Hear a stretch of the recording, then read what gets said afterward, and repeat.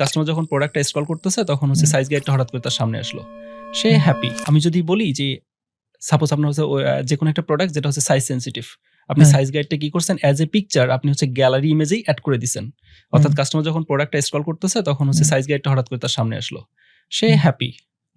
But এটাকে আরো কিভাবে বেটার ভাবে প্রেজেন্ট করলে কাস্টমার আপনাকে ভাববে ইউ আর প্রিমিয়াম। কাস্টমার আপনাকে প্রিমিয়ামও ভাবতে হবে, আপনাকে খুব বেশি ইজি ভাবলেও তো চলবে না। একটা সাইজ গাইড নামে আলাদা একটা বাটন দেন, ঠিক আছে, ওখানে দেখতেছে ওকে দি আর সো প্রফেশনাল। কনভার্ট হওয়ার পসিবিলিটি যদি ভালো কাস্টমার হয় তারা আমাকে আরেকটু ইম্পর্টেন্স দেবে। টাইপস অফ আপনি বললেন যে একটা টি শার্ট, আমি একটা ছবি তুলছি, ছবি তুলে প্রোডাক্টটা পোস্ট করছি, ডেসক্রিপশনে জাস্ট নর্মাল যদি আমি প্রোডাক্টটা সম্পর্কে লিখি, এর চেয়ে বেটার হয় আমি যদি শুরুতে বলে দেই লাইটিং এর কারণে আমার কালারে 5% ডিফারেন্স আসতে পারে। এটা কাস্টমারের কাছে বেশি ট্রাস্ট বিল্ড করে, ওকে, যে তারা তাদের ল্যাকিংসটা সম্পর্কে ক্লিয়ার থাকে।